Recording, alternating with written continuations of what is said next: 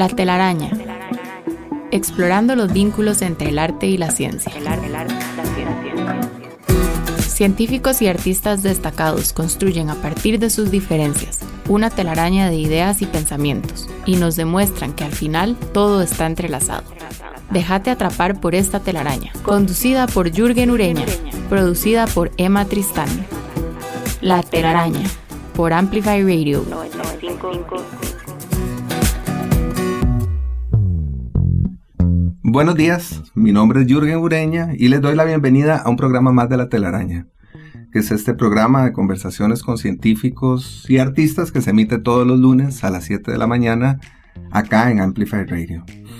Nuestro programa de hoy se titula Superficies y este título hace referencia a estos procesos o a las transformaciones que se producen en las capas superiores de nuestro planeta, pero también de nuestra piel, ya sea por la acción del agua, el viento, el hielo, por ejemplo, o incluso por la vida misma.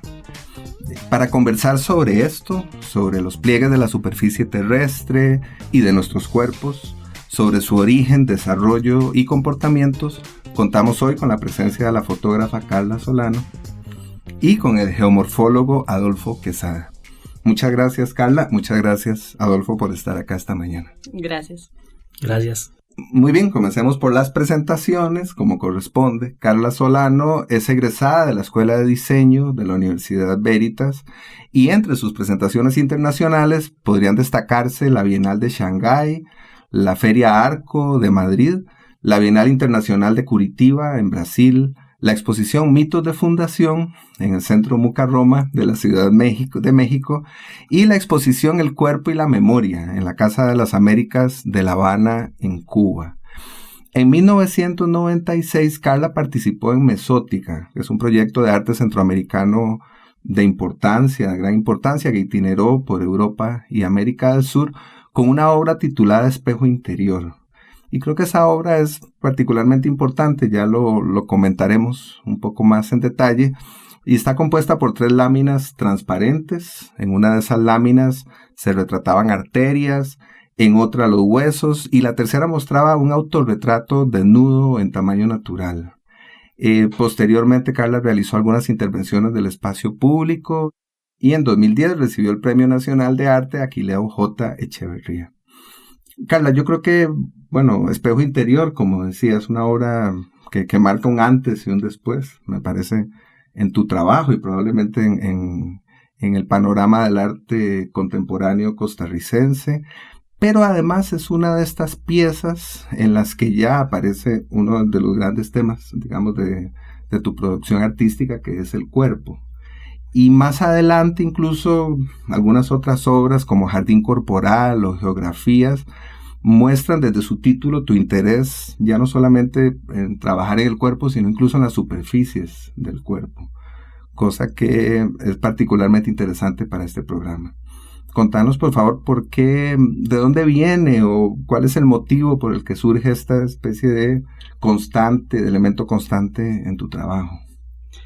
Muchas gracias, Jürgen. Sí, en el año 95 yo hice mi primera exposición y hablaba de eso ya, de la piel. Pero sí, tenés razón, esta pieza de Mesótica, Espejo Interior, creo que fue la que me dio a conocer más internacionalmente. Y desde siempre, incluso desde niña, yo diría que empecé a tener esta inquietud por hablar por qué pasa, que hay más cosas debajo de la piel, o sea, somos mucho más que lo físico. Pero cuestionándomelo siempre, hice esa primera exposición y mi mamá tiene una teoría. Mi mamá dice que, cuando yo nací en la bolsa, no rompí la bolsa que cubre al bebé. Ajá. Entonces, cuando ella vio esa exposición me dijo, claro, de ahí viene, porque vos naciste y veías la piel. Entonces me parece una linda historia. Puede ser que no, puede ser que sí, no lo sé. Pero sí quería, por medio de imágenes, hablar como de esa metáfora, de que somos más que lo físico. Y me llaman demasiado la atención cómo con el paso del tiempo, además, como el planeta, cambiamos y hay arrugas, hay pliegues, hay cicatrices. que ahora mucha gente quiere eliminar, pero en mi caso todo lo contrario. Tengo 30 años de hacer fotos de mi cuerpo, autorretratos, que hablan de esos cambios físicos, pero por supuesto también de mis cambios internos. Bueno, y sobre cambios, creo que también Adolfo sabe muchísimo, especialmente los cambios de la superficie terrestre. Te presento a Adolfo e iniciamos la conversación contándoles que Adolfo Quesada cuenta con una licenciatura en Geografía de la Universidad de Costa Rica, una maestría en Geografía Ambiental de la Universidad Nacional Autónoma de México y un doctorado en Ciencias Ambientales de la Universidad de Ginebra en Suiza. Ha trabajado como consultor internacional desde 2008 y como investigador y académico en diferentes universidades desde 2014. Sus áreas de especialización son la geomorfología, las amenazas naturales, la gestión del riesgo de desastres y el geopatrimonio. Cuenta con más de 70 artículos científicos publicados y preside la Asociación Costarricense de Geomorfólogos desde 2018. Entre sus publicaciones pueden destacarse Condición del uso de la tierra del distrito de San Vito de Cotobruz en Punta Arenas y Análisis del impacto en Costa Rica de los ciclones tropicales ocurridos en el Mar Caribe desde 1968 al 2007. Adolfo, contanos, por favor, en qué consiste el trabajo o los trabajos que habitualmente desempeña un geomorfólogo en nuestro país.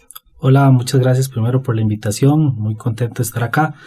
La geomorfología en sí es una ciencia que estudia los procesos que dinamizan estos cambios que hay en la superficie de la Tierra, desde el tiempo geológico hasta la actualidad. Van a estudiar los diferentes elementos que lo modifican, puede ser la gravedad con los deslizamientos, puede ser el agua, la erosión en los ríos, la erosión en las costas, puede ser el hielo, los glaciares, cómo modelan las montañas alpinas o de los Andes o incluso en las zonas glaciares polares. Y tenemos también cómo se afectan también procesos exteriores que tienen que ver con el espacio exterior, por ejemplo, el choque de un meteorito o un cometa y cómo modificó incluso el clima. Entonces se asocia tanto la parte interna, todo lo que es la tectónica, el movimiento de las placas, los volcanes, eso es la parte endógena, interna del planeta, y la parte externa tiene más que ver con el clima y con el ser humano, cómo el ser humano viene y modifica también el relieve y lo ha venido modificando desde los últimos, especialmente 11.000 años, con la época llamada del Antropoceno, que es cuando el ser humano tiene una huella, ¿verdad?, indeleble en el relieve. Uh-huh. Sí, es interesante. Hace un ratito decía Carla que ella ha fotografiado su cuerpo y los cambios en su cuerpo durante los últimos 30 años y pienso en la conexión directa, uh-huh, más o menos evidente con tu trabajo, con ese seguimiento o ese acompañamiento que ha tenido nuestro planeta de uh-huh parte de geomorfólogos o personas que se han dedicado a rastrear ese cambio o esos cambios. Correcto. Sí, estamos en un ambiente que es dinámico, ¿verdad? Y el ser humano es simplemente otro elemento más en esta modificación del relieve. Lo que pasa es que los cambios ahora se notan cada vez más rápido, tenemos mayores tecnologías y esos relictos, ¿verdad?, de cómo el ser humano ha venido modificando, especialmente la superficie terrestre, es muy interesante, ¿verdad? Desde grandes culturas, desde los mesopotamios, ¿verdad?, desde la parte egipcia, todo lo que las culturas amerindias, cómo venían utilizando ese relieve, cómo se ajustaban a él, cómo lo respetaban también, pero cómo ya a partir, ¿verdad?, de todo este tiempo de toda la revolución industrial hemos venido haciéndolo de una manera probablemente incorrecta y esos relictos y esas huellas que vamos dejando en esta superficie a veces cuesta, ¿verdad?, retomarlas, corregirlas, porque son impactos muy fuertes en el sistema natural. Uh-huh. Sí, y lo otro en lo que pienso, volviendo a lo que comentaba hace un ratito Carla, es que no tenemos una conciencia sobre la importancia de esos cambios, ahora incluso pensando en el propio cuerpo, ¿verdad? Carla decía de manera muy, muy puntual, muy acertada, creo, a la mayoría de las personas les molesta el cambio que se produce en su cuerpo, no solo no lo aceptan, sino que abiertamente lo rechazan, intentan cubrirlo, intentan disimularlo. ¿Por qué tienen la impresión de que ocurre eso? ¿Por qué no nos gusta el proceso de cambio que atraviesa nuestro cuerpo? ¿Y por qué no entendemos esto también a una escala mayor, a una escala más amplia? Debería ser algo natural, ¿verdad? Y asumirlo así. En el 2000, cuando empecé a hacer las fotos que se llaman geografías, de hecho, hago macros del cuerpo y cuando las amplío estas fotografías, por supuesto parecen montañas, cada poro es como un hoyo en la tierra, los pelos parecen también como árboles cuando lo vemos así en macro, y si es macro, microscópico, todavía más, ¿verdad? Entonces, debería de ser que el paso del tiempo es una cosa que aceptamos y que, ¿verdad? Ya, igual que con la tierra, y no le hacemos daño. Sí, es interesante ver cómo, por ejemplo, culturas que tuvieron muchísimos, miles de años, ¿verdad?, desarrollándose, los aztecas, los mayas, los incas, por ejemplo, hablando aquí de América, se adaptaban muy bien a estas condiciones. Si la naturaleza te daba condiciones, ya ellos conocían zonas donde no había que asentarse, por ejemplo, los incas evitaban mucho las llanuras de inundación, porque sabían que no todos los años se inundaba, pero que cuando se inundaba, todo el esfuerzo que ya habían realizado lo iban a perder. Inclusive, eran muy visionarios en el hecho de instalar zonas para secar las semillas, para secar el maíz y demás, en partes muy altas donde les pegara el viento. Usaban todos los elementos, ¿verdad?, que transforman la tierra, que pueden ser destructivos, pero a su beneficio, más bien utilizándolo de una manera muy sabia. Y creo que eso se ha perdido, evidentemente, con una tendencia muy de la producción, muy del progreso, ¿verdad?, en unas comillas gigantes, y muy de esta parte de todo rápido, todo se tiene que desechar y cambiar rápidamente. Y entonces nos hemos dado cuenta, ya muy tarde, pienso a veces, en estos desequilibrios que hemos generado en los últimos 200, 300 años, por querer hacer todo rápido y de esta visión muy determinista, ¿verdad?, de que podemos cambiar todo a nuestro antojo porque somos un ser prácticamente supremo, ¿verdad? Y eso no es así. Nos damos cuenta que no funciona así. Ya desde la ciencia empezamos a decir, bueno, veamos cómo trabajaban los aztecas, veamos cómo trabajaban los mayas, veamos por qué fallaron los mayas en su momento con una gran sequía que hubo como unos 400 años antes de que llegaran los españoles. ¿Por qué cuando llegan los españoles no hay ni un solo maya en Tikal?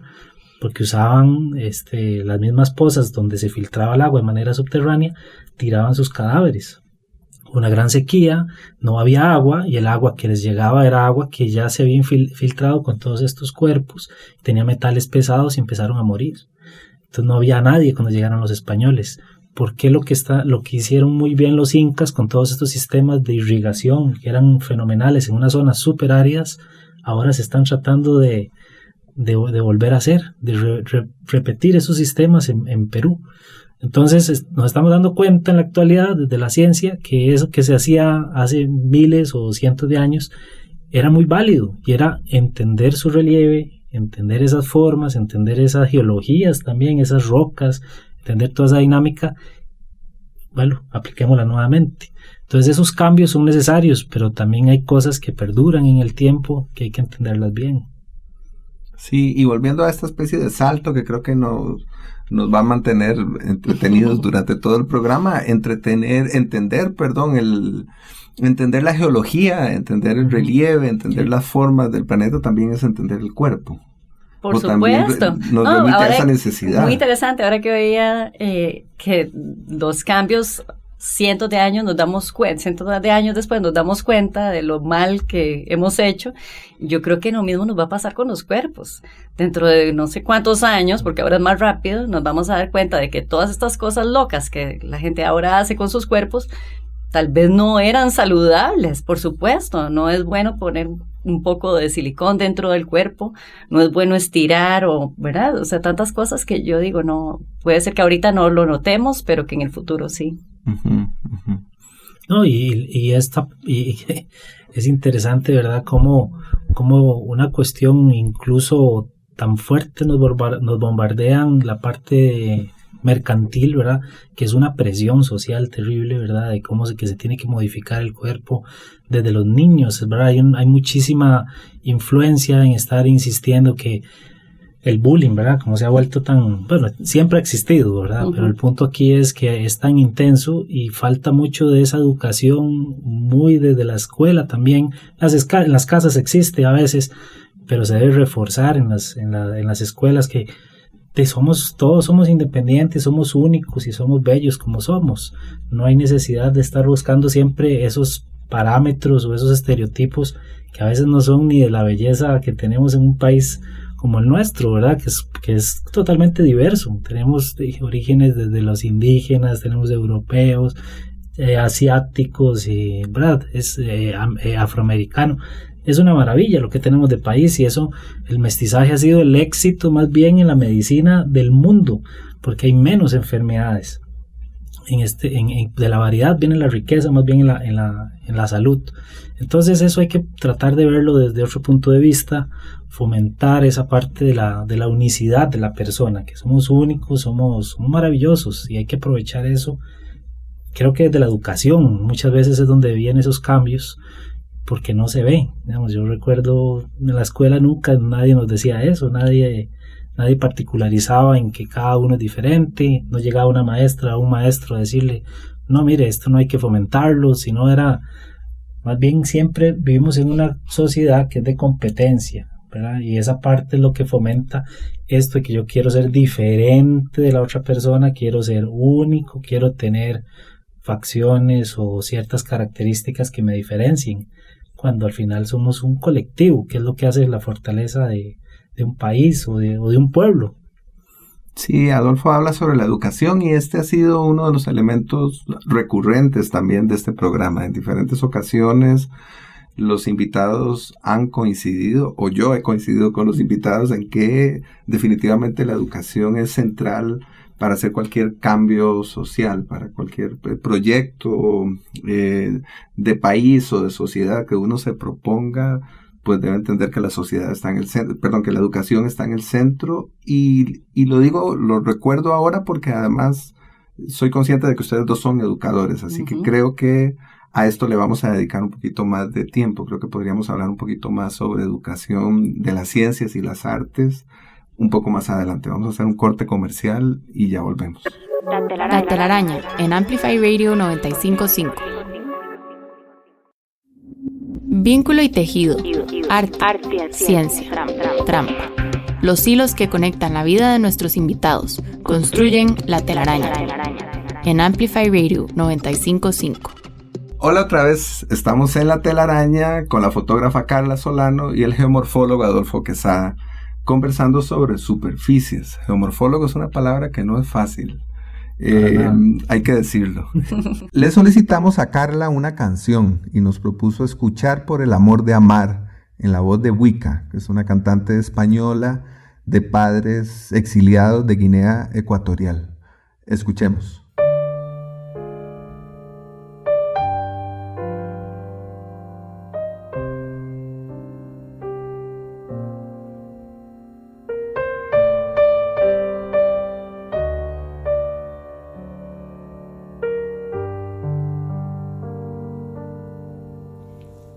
Quiero la luz del sol, también quiero el azul del cielo en el mar.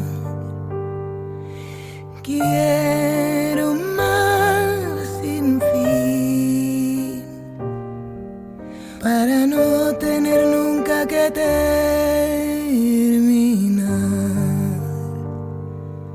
como la flor feliz de ver cómo nace la flor. Hoy mi sombra se deshace como el viento. Quien me quiera amar, amará también lo peor de mí con ardor. El corazón del mundo canta en mi corazón, mis pies siguen bailando sin cesar. Desde que apareciste todo es celebración y todo el dolor desapareció.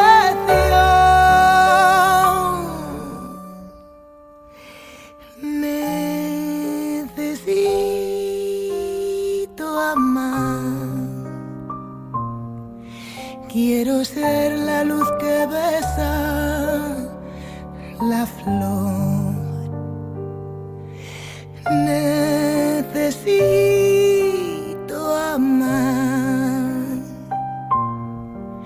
ser la flor que se da solo con pasión.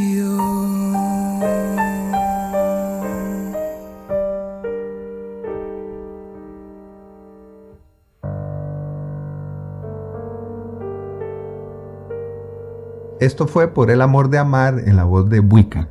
Contanos, Carla, por favor, ¿por qué nos propusiste escuchar esta canción? Bueno, nunca se me había ocurrido cuál canción podría tener relación con mi obra, pero bueno, primero es una de mis películas preferidas de Almodóvar y esta es la canción de la película. Ah, claro, La piel que habito. La piel que habito. Ajá. Sí, y porque justo habla de esos cambios, ¿verdad? Físicos y espirituales y me llama demasiado la atención y además la pasión con la que ella canta esa canción y además habla como de que siempre es posible como reiniciar a pesar de las cosas que nos han ocurrido y en los últimos años he estado haciendo muchos performances que hablan justamente de eso. Yo empecé con la fotografía, después hice video, después hice estas grandes fotografías que cubren arquitectura y ahora me he dado cuenta que la verdad es mi cuerpo, la obra, y que ese se ha ido transformando con el tiempo. Entonces, ¿por qué no hacer un performance donde soy yo la que hago la acción y los espectadores tienen una vivencia mucho más fuerte? Uh-huh, uh-huh.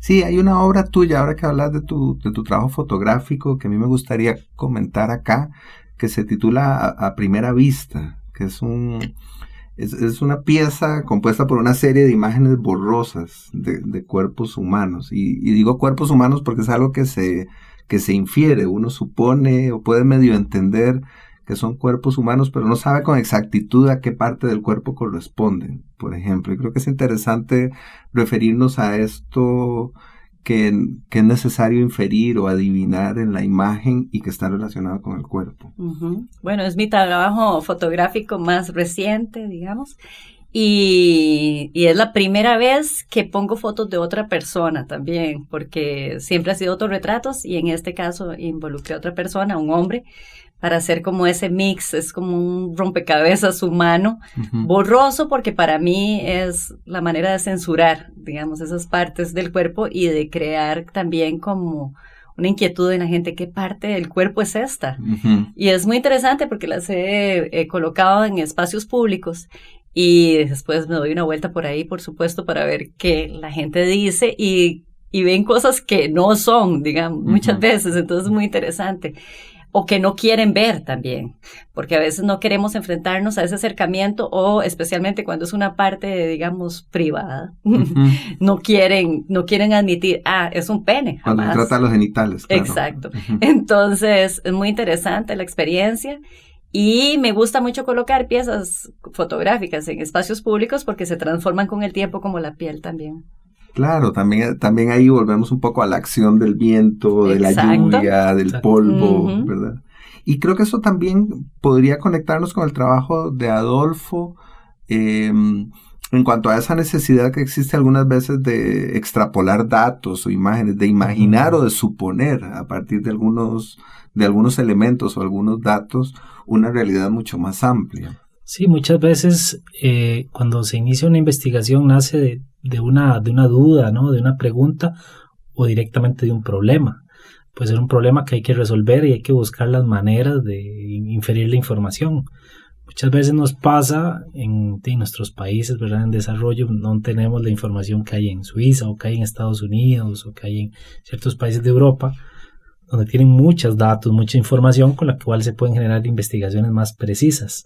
Y muchas veces en ese tratar de resolver es donde llega el ingenio, ¿verdad? Hay que buscar metodologías más prácticas y crear cosas que le puedan servir no solamente a los problemas que tenemos en Costa Rica, sino a problemas que tienen otros países que también están con características similares de desarrollo, están en zonas tropicales donde llueve mucho, donde hay mucha población que se aglutina, mucha, ¿verdad? Concentración poblacional, problemas en las ciudades, Entonces este tipo de problemas hay que tratar de resolverlos con metodologías y enfoques muy prácticos, en los cuales con poca información se pueden resolver y generar estudios en los cuales se resuelvan problemas con practicidad. Ahora hay mucha información gratuita, imágenes satelitales, se pueden hacer muchos estudios estadísticos con poca información, pero la idea es buscar generar metodologías prácticas para que mucha gente las pueda aplicar. Entonces por ahí se pueden resolver muchísimos conatos que a veces, muchas veces lo más fácil sería decir, no hay información, no se puede hacer, sino más bien buscar soluciones prácticas. Creo que es la solución en estos casos. Y en este momento, además, yo imagino que ya cada vez menos el problema es no tenemos información. Uh-huh. Justamente hay imágenes de todos los rincones del planeta, tomadas por satélites. Uh-huh. Tal vez el problema es dónde encontrar esa información y qué hacer con ella. Me parece que el problema más bien es la sobreabundancia. Sí, escoger cuál es la que me sirve y luego desde mi carrera, la geografía, el problema más grande, siempre le digo a mis alumnos, es un tema de escala, ¿no? ¿A qué escala, a qué enfoque quiero trabajar? Y esa es la base, creo, de la geografía, a mi parecer, que es a qué escala quiero trabajar ese problema. Estoy trabajando a escala Costa Rica, o estoy trabajando a escala Centroamérica, o estoy trabajando a escala Barrio Luján, no sé. Uh-huh. Entonces, dependiendo de eso, voy a necesitar diferente información y tengo que escoger información. Muchas veces me va a faltar información y la voy a tener que generar.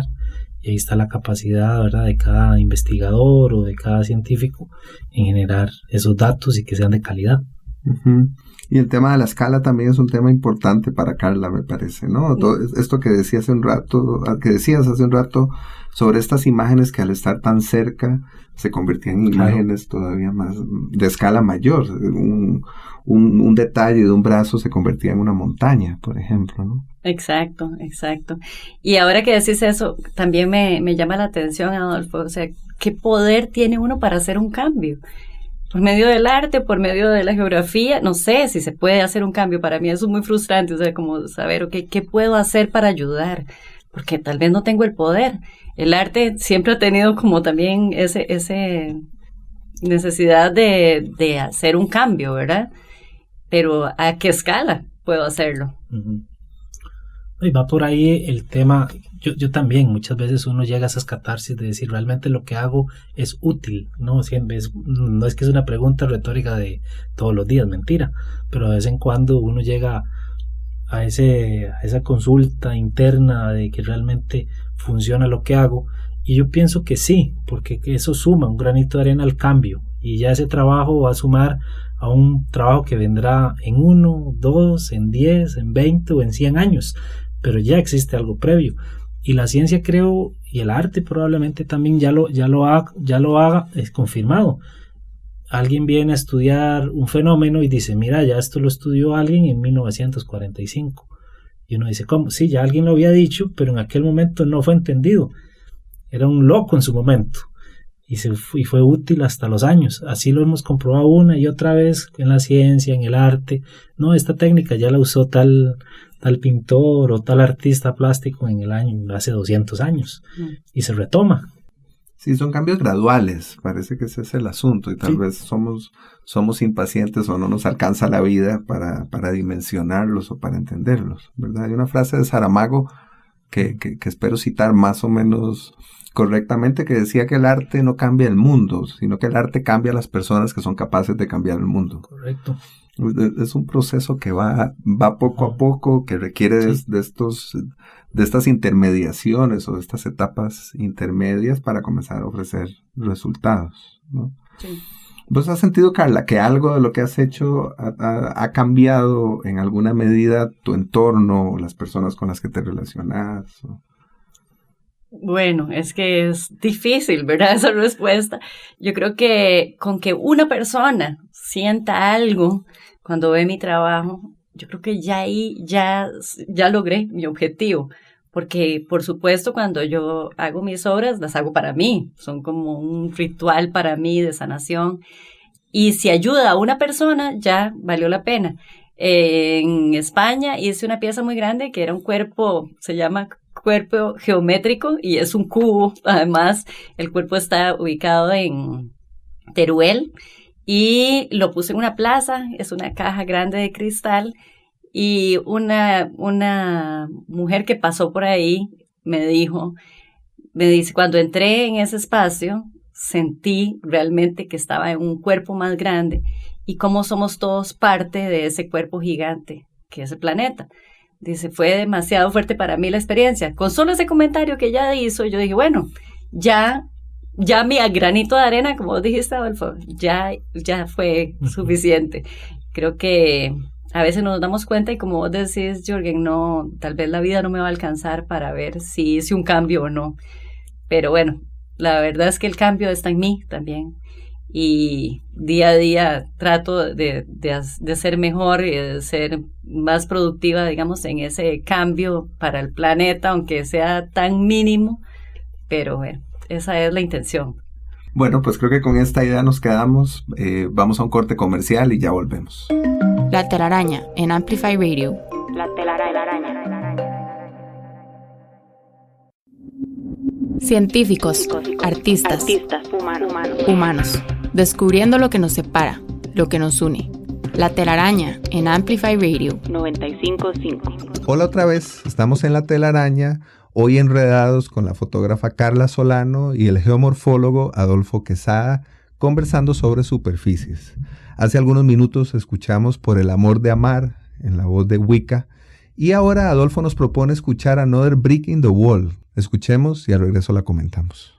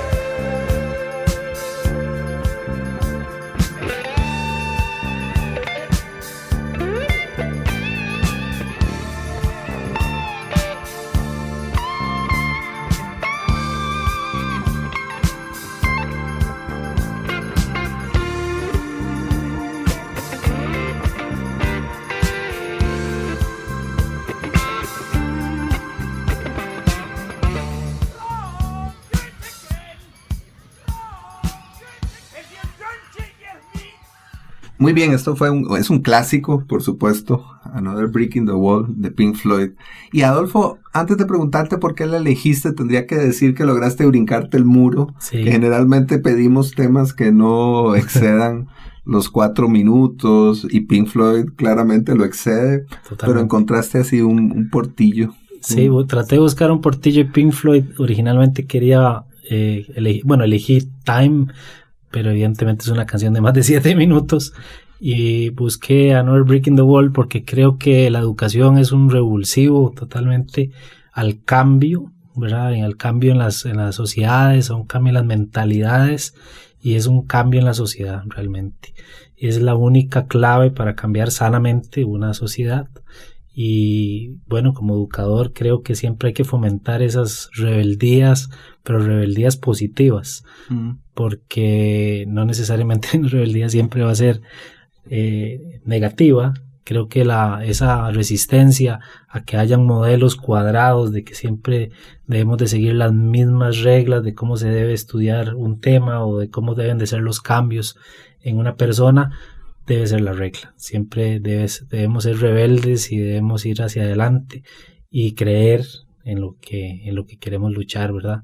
Y creo que somos ejemplos aquí, todos los que estamos en esta sala, de que hemos luchado por lo que creemos, y ha sido por medio también de la educación una de las alternativas, creo que sanas, para llegar a lograrlo.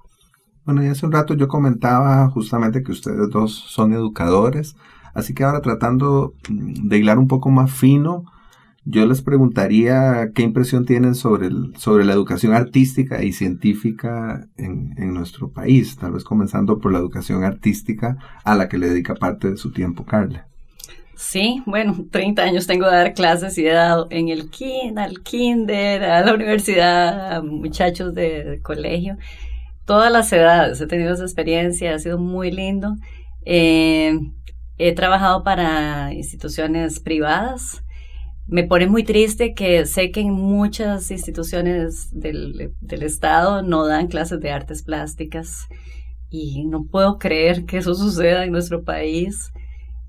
Pero bueno, es una realidad, y para los privilegiados que sí tienen la oportunidad de recibir clases, yo creo que una de las cosas más importantes que yo he fomentado es la imaginación. Definitivamente, o sea, a veces les digo a mis estudiantes, vamos a imaginar algo y lo vamos a pintar, y cuesta mucho, ¿verdad? Imaginar.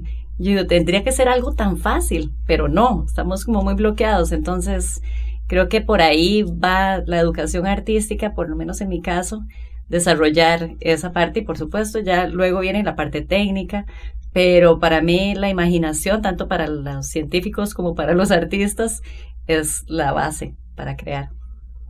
No, y a mí me parece, retomando algo que acaba de mencionar Carla, el arte no debería ser un privilegio. Ya me parece que debería ser un derecho, casi una obligación en todo nivel educativo. Y yo recuerdo desde muy niño que a mí me llamaba mucho la atención dibujar banderas, coleccionar monedas, dibujar las fronteras de los países, saberme las capitales, y era pura imaginación, era una cuestión, a mí me nació de algo que me atrajo ver un mapa. No me atrajo la información que tenía, me atrajo lo gráfico, la parte artística. En algún momento yo escuché a un profesor decir, si quieren aprender a hacer mapas bonitos, vean los mapas de National Geographic. Una maravilla, son obras de arte, no son mapas realmente. Si me voy a lo estrictamente conceptual, no son ni mapas, son obras de arte. Yo tengo la impresión de que si las ciencias, haciendo una gran generalización, tienen como propósito el desarrollo del conocimiento, las artes, otra vez generalizando, estarían más asociadas a la generación de preguntas y de inquietudes y de sugerencias, ¿no? Yo pienso, por ejemplo, en una obra de Carla que montó en México en el año 2011 en Mucarroma, que es esta obra que tiene su ojo inmenso, grande, en una habitación en el techo, y el otro ojo en la parte de abajo, de manera tal que las personas que ingresaban en esta habitación eran doblemente observadas por Carla y por el ojo de Carla amplificado, cosa que a mí me hacía pensar en en el Big Brother, en la sociedad de la vigilancia, pero no había exactamente un conocimiento en sentido estricto. Lo que había más bien es una pregunta. Tengo esa impresión y me gustaría que comentáramos esta pieza 11 años después de que Carla la montó en México, porque creo que nos permitiría hablar un poco sobre estas diferencias o estos matices entre ciencia y arte. Sí, y de hecho el ojo que estaba en el piso parecía como un lago, en realidad. Ves ahí, por esos macros así en gigante, te hace sentir otra cosa, ¿verdad? Y bueno, para mí jugar con las sensaciones de la gente que entraba al espacio, que es vista desde arriba, vista desde abajo, eso era muy interesante. Cuando llegué al espacio, me dijeron, bueno, estas son las paredes que vas a usar, y yo, ok, no quiero las paredes, quiero el cielo raso y el piso. Porque me gusta mucho eso, jugar con la experiencia, con las sensaciones. Y bueno, y esta pieza jugaba con ambas, sí. Uh-huh. Y en el caso de el conocimiento científico, incluso hace un rato hablábamos de la utilidad de las ciencias, hay una dimensión, digamos, del trabajo de Adolfo que podríamos considerar ampliamente útil cuando vincula la geomorfología con las amenazas naturales o con la gestión de riesgos de desastres. Creo que sería interesantísimo que nos contaras un poco cómo aplicas tu área de conocimiento a estos eventos. Las formas de relieve son dinámicas, ¿verdad? Tenemos zonas que tienen tasas de cambio muy, muy pequeñas, casi no cambian en el tiempo. Si vemos una montaña, tarda millones de años en modificarse, mientras que tal vez la llanura de inundación de un río cambia todos los años. Hay laderas de cultivo en Cartago que cambian todos los años, se erosiona muy rápido. Una pequeña lluvia de un par de horas modifica totalmente una acequia, por ejemplo, un caño. Entonces hay que entender muy bien esos cambios dependiendo del tipo de relieve que estoy estudiando. Y esto tiene una implicación directa con, número uno, la gestión del territorio.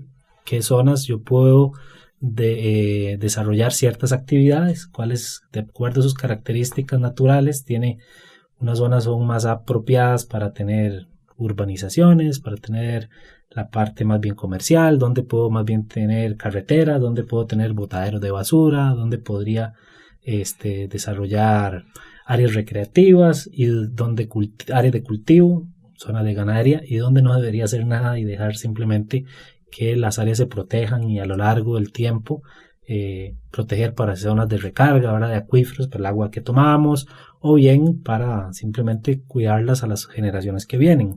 Entonces es un enfoque, ¿verdad? Muy ambiental, ¿verdad? Muy, muy, muy holístico, de cómo la dinámica terrestre también va a definir qué podría el ser humano desarrollar y qué no. Entonces la geomorfología se relaciona directamente con esto, con identificar zonas que son riesgosas y cómo manejar ese riesgo. Ya ahí entra la geografía y un enfoque multidisciplinario. Entran las ciencias sociales, las ciencias ya naturales, las ciencias de la tierra, para entender y para estudiar de una manera integral la problemática, en este caso los riesgos. Ya no solamente lo estudia un geógrafo, lo estudia un geólogo, sino que lo estudian muchos profesionales. Hay otras cosas que se pueden aplicar con la geomorfología, por ejemplo, una línea muy fuerte que estamos tratando de trabajar desde la Escuela de Geografía de la Universidad de Costa Rica es la parte del geopatrimonio o el geoturismo, que es entender cómo formaciones geológicas y formas de relieve particulares tienen una importancia que puede ser utilizada para el turismo local. Entonces ahí le generamos unas evaluaciones, se caracterizan desde la parte sociocultural y desde la parte más bien natural, se ponen unas valoraciones y pueden esos sitios compararse. Por ejemplo, el volcán Poás se podría comparar con un volcán en México o en las Islas Canarias, que ya se han hecho este tipo de estudios, o se podría comparar una catarata, la Leona, no sé, en Liberia, se puede comparar con una catarata en Guatemala, y entonces eso le da valor, se le dan las descripciones a los pobladores locales, se baja el nivel de técnico científico a los pobladores para que ellos promuevan estos atractivos y más bien generen un encadenamiento productivo local. Bien, a mí me gustaría concluir este bloque volviendo sobre la idea de la educación y de una pieza de Carla que se titula Aprendizaje, que presentó en Saigón en el 2017, que creo que ya tiene que ver mucho más con su trabajo performativo y además le da un poco la vuelta a la idea. Ya no se trata solamente de entender la educación de esta forma altruista, general, como la hemos comentado hasta ahora, sino se trata también de alguna manera de manifestar qué hemos aprendido en la vida o qué hemos aprendido en nuestros propios procesos. Ok, esta pieza trata... fui a Vietnam, hice una residencia para artistas allá y la vivencia lo que me provocó fue pintar con algo natural. Entonces dije, bueno, ¿qué pincel tengo a mano? Mi pelo. Entonces hago pinturas donde pinto con mi pelo y fue muy interesante porque, bueno, quedaban unas manchas abstractas, pero luego como habían artistas de diferentes lugares del mundo, escribían además en sus diferentes idiomas qué veían en esa mancha. Eso me parece a mí muy lindo juego visual, ¿verdad? Porque a veces yo juego mucho con eso, veo las nubes, ahora que vivo en la playa y veo las nubes al atardecer y siempre encuentro figuras en ese abstracto. Y entonces ahí se junta otra vez con... Volvemos a la observación de la naturaleza, claro. Exacto. Fue una experiencia muy, muy bonita, de verdad.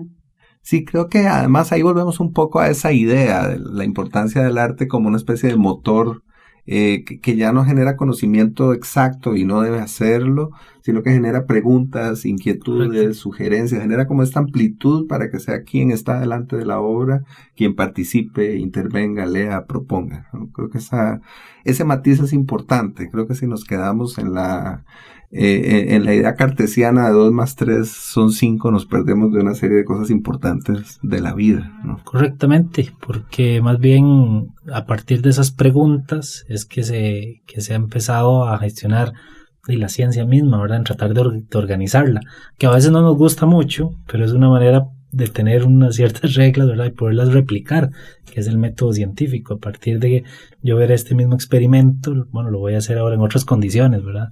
Lo voy a hacer con el pelo frío, ¿verdad? Y tal vez con otros tintes y a ver qué más nos va a resultar. Entonces, a partir de muchas réplicas, llegamos a conclusiones científicas y decir, bueno, bajo ciertas características, bajo ciertas condiciones, vamos a tener esta u otra respuesta. Entonces, creo que, claro, a partir de todas esas preguntas o esos cuestionamientos, a veces existenciales, es que se ha construido la ciencia y hemos llegado a avances muy grandes al día de hoy, a prueba y error, ¿verdad? Pero creo que eso es fundamental desde el arte y la imaginación, como yo mencionaba, Carla, creo que es esa chispa, ese motor que a nosotros nos mantiene produciendo cosas, que nos mantiene con ganas de levantarnos todos los días, de ir a hacer algo nuevo, de generar nuevo conocimiento, porque de lo contrario es que aburrido todos los días levantarse y ir a hacer algo que no quieres. Y a partir de la experiencia, el aprendizaje, por eso la obra se llama así. Claro, esa es el otro planteamiento, lo que estaba del otro lado. Exacto. ¿No? Muy bien, bueno, creo que con eso nos quedamos de momento. Vamos a un corte comercial para regresar al último bloque de programa. Ya venimos. La telaraña en Amplify Radio 95.5. Vínculo y tejido, arte, ciencia, trampa. Los hilos que conectan la vida de nuestros invitados construyen la telaraña en Amplify Radio 95.5. Muy bien, seguimos aquí en La Telaraña en compañía de Carla Solano, fotógrafa, y Adolfo Quesada, geomorfólogo. Estamos conversando sobre superficies y les propongo que para nuestro invitado ausente de hoy recurramos a una figura que me parece realmente fascinante. Yo descubrí recientemente a este señor que se llama Tomás Egaña y es un científico chileno que ha comenzado a hacer investigaciones para crear una piel artificial a base de microalgas, de manera que esta piel sea capaz de generar oxígeno y regenerar tejidos dañados. Tomás Egaña, se los presento brevemente, es doctor en farmacología de la Universidad de Chile y cuenta también con un doctorado en biología humana de la Universidad de Lübeck en Alemania. Sus investigaciones se han concentrado en el desarrollo de nuevas estrategias terapéuticas para la regeneración de heridas de la piel. Y claro, estas investigaciones que apuntan hacia la posibilidad de contar con cuerpos humanos, digamos, fotosintéticos, se relacionan, por supuesto, con nuestro programa de hoy, en la medida en la que buscan, por un lado, aumentar la capacidad regenerativa de la piel, y por otro lado, parten de la observación de la naturaleza. Les leo un texto muy breve de Tomás Egaña, que dice: los seres humanos dependemos del oxígeno, y no solo para respirar. Nuestros tejidos lo necesitan y cuando no lo tienen se producen enfermedades crónicas.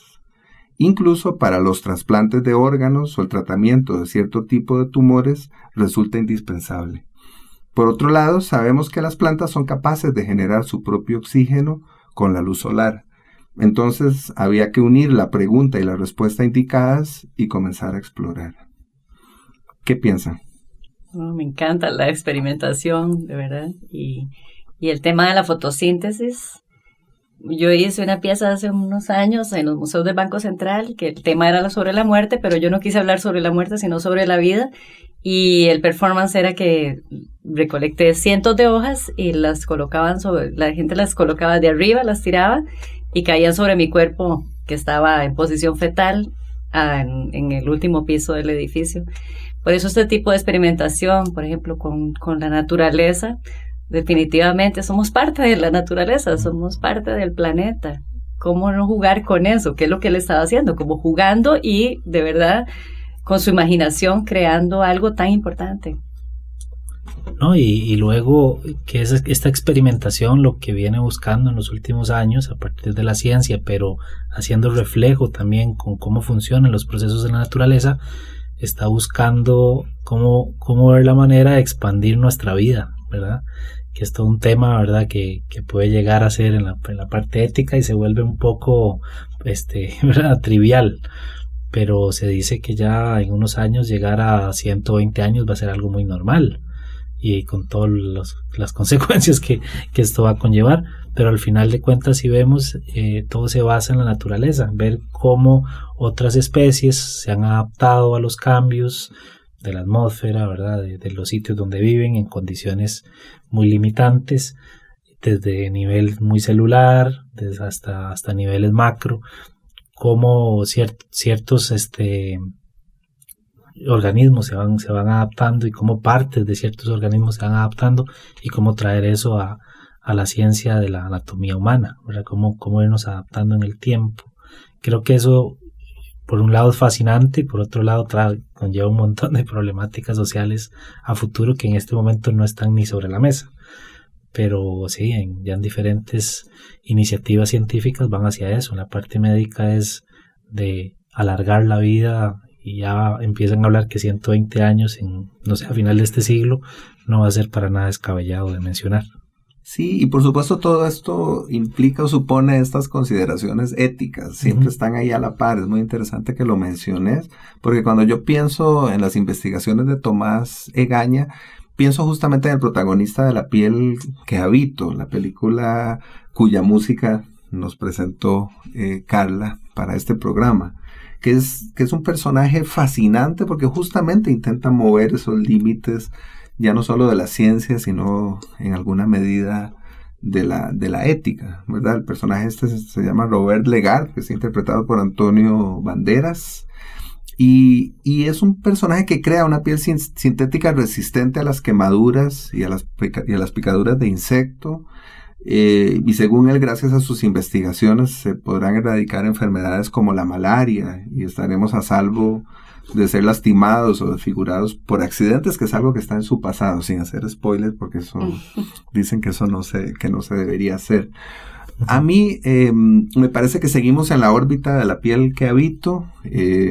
La canción de Wicca decía: quiero ser la luz que besa la flor, y yo creo que podríamos conectar esta frase con un tema musical, un clásico del jazz que se titula Pequeña Flor, que es una pieza compuesta en 1952 por Sidney Bechet, que es un clarinetista y trompetista estadounidense importante, que tiene una versión compuesta por Alberto Iglesias para La piel que habito. Este también es uno de los temas musicales de la banda sonora de la película dirigida por Almodóvar.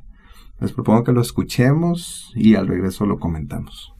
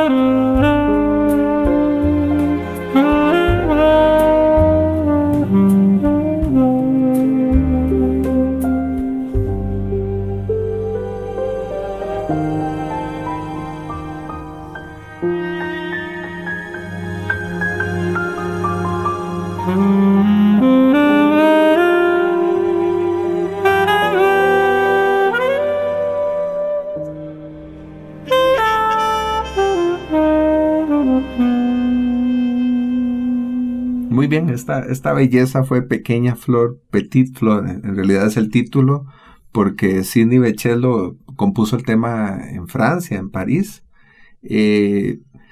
Y bueno, yo sé que Adolfo habla francés, entonces lo voy a embarcar. ¿Cuál es la pronunciación correcta? Porque si no... Como que hablo francés, no, pero entiendo un poquito. Okay. Sí, es Petite Fleur. Ah, es que yo sabía que había una diferencia, ¿verdad? Yo sabía que también Adolfo iba a ser muy, muy importante en este programa para ayudarnos en este momento. Como decía, forma parte de la banda sonora de La piel que habito. Bien, llegando ahora sí al final de nuestro programa, yo quiero, pues en realidad preguntarles qué tal la experiencia, qué pueden ver de aquí en adelante. En muchos casos, como en en la gran mayoría de los casos, nuestros invitados no se conocen antes de sentarse aquí en la mesa de conversación. Y hacia mitad del programa yo siento que se producen cosas interesantes, justamente por esta especie de choque de conocimientos o de puente, digamos, de conocimientos. ¿Cómo les ha ido? ¿Qué pueden imaginar incluso a partir de este programa hacia adelante? Bueno, yo solo puedo comentar que muchas gracias por hacer este puente, porque me parece muy interesante. Me encantó estar enredada en esta telaraña con Adolfo y con Jürgen y con esa música increíble además que compartimos hoy. Y bueno, nada más, ojalá que no se siga repitiendo, y gracias Jürgen, porque me parece que este tipo de programas realmente son un aporte a la educación de nuestro país, y bueno, gracias por la invitación. No, muchas gracias por estar acá, Carla, de veras, otra vez. De mi parte, encantado, mucho gusto, Carla, mucho gusto, Jürgen, muchas gracias. Me voy enredado con la telaraña, y me voy muy recargado con la idea de unificar las ciencias con el arte. Creo que eso es algo que siempre andaba ahí por mi mente y nunca había visto esa conexión, y hoy como que me abrió un poco los ojos, o por lo menos generó una chispa nueva en esa imaginación necesaria, ¿verdad? En la búsqueda de fomentar esas ganas, ¿verdad? Por aprender, esas ganas por generar cosas nuevas. Y creo que desde el arte es una iniciativa muy buena para las próximas generaciones, desde los niños, los jóvenes e incluso ya nosotros los adultos.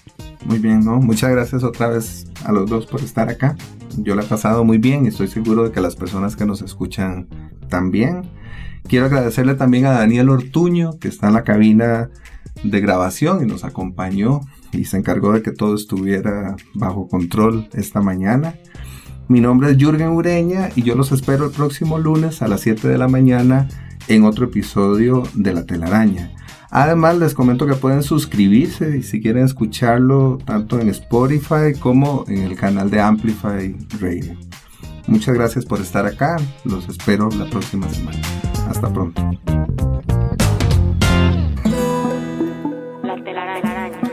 Explorando los vínculos entre el arte y la ciencia.